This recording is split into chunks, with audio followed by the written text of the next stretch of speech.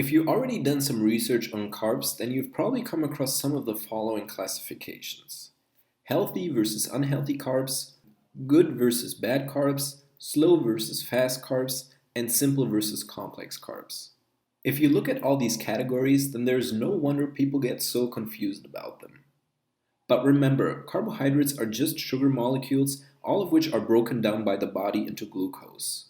Glucose is a single sugar molecule that is used as fuel by the cells in your body from your brain to your muscles. There are three types of carbohydrates that are defined by the number of sugar molecules they contain.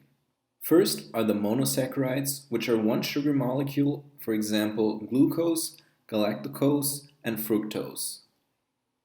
Second are the disaccharides, which are two sugar molecules. Examples include sucrose, table sugar, lactose in milk, and maltose in beer. And third are polysaccharides, which are several sugar molecules combined together. Examples include starchy foods like pasta, potatoes, and fiber, which promotes the passage of food through the gut and thus helps maintain bowel regularity. When a carbohydrate is simple, it refers to a mono or disaccharide that are easily absorbed into the bloodstream because of their simple molecular structure. Think of milk, fruit, and table sugar. Complex carbs, on the other hand, are polysaccharides because their more complex molecular structure can take longer for the body to break down into sugar. Think of grains, vegetables, and potatoes. Now, you may be thinking, okay, so simple carbs are bad and complex carbs are good, right? Unfortunately, the answer is not that simple, as you'll learn in a moment.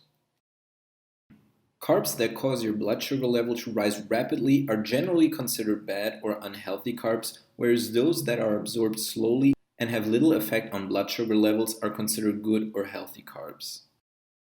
Because carbohydrates that cause your blood sugar level to rise rapidly are generally considered unhealthy, whereas those that are absorbed slowly and have little effect on blood sugar levels are considered healthy, nowadays they are often ranked by something called the glycemic index. The glycemic index was created to measure the speed with which carbohydrates are converted to glucose. Foods that digest quickly are high on the index, which ranges from 0 to 100, and foods that digest slowly are lower on the index. This is important because large spikes in insulin levels can make you even more hungry, can negatively impact fat loss, and even lead to diabetes if levels are chronically elevated from overconsumption of fast-digesting carbohydrates. Here is a short list of some high and low glycemic carbohydrates foods.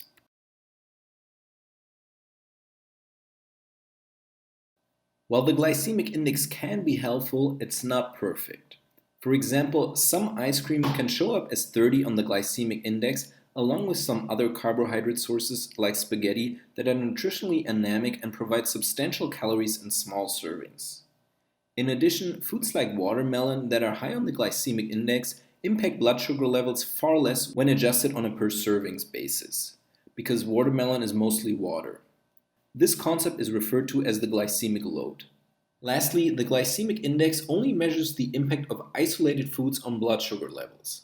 This means the rank of a food only holds true when you eat it with nothing else on an empty stomach. Most people will not only eat rice, but rice with chicken and vegetables. Combining carbohydrates with different foods like dietary fat slows down the pace of digestion and therefore lowers its impact on blood sugar levels. As you can see, the entire concept of the glycemic index is not as solid as many people believe. If you're confused now, don't worry. Here's a much more simple rule to follow when it comes to carbohydrates. If you're eating whole, natural, and unprocessed carbs, you can consider them a good carb. But if the carb was made in a lab or has been processed, such as soda, candy, or white bread, it's a bad carb. Now, one more question I usually get when explaining all this is, do bad carbs make you fat? There are countless fitness gurus out there preaching that a diet high in carbs will make you fat or that you shouldn't eat carbs after 6 o'clock. The truth is that these claims are usually complete nonsense or taken out of context. Carbs themselves do not make you fat. As you know from the last lesson, they serve an important function in your body, especially if you train with high intensity. What is true is that many processed foods, such as candy or fast food, are high in sugar and other types of simple carbs. These foods often lead to cravings and can make it easier to overeat even when you already filled up your daily calories but are still hungry.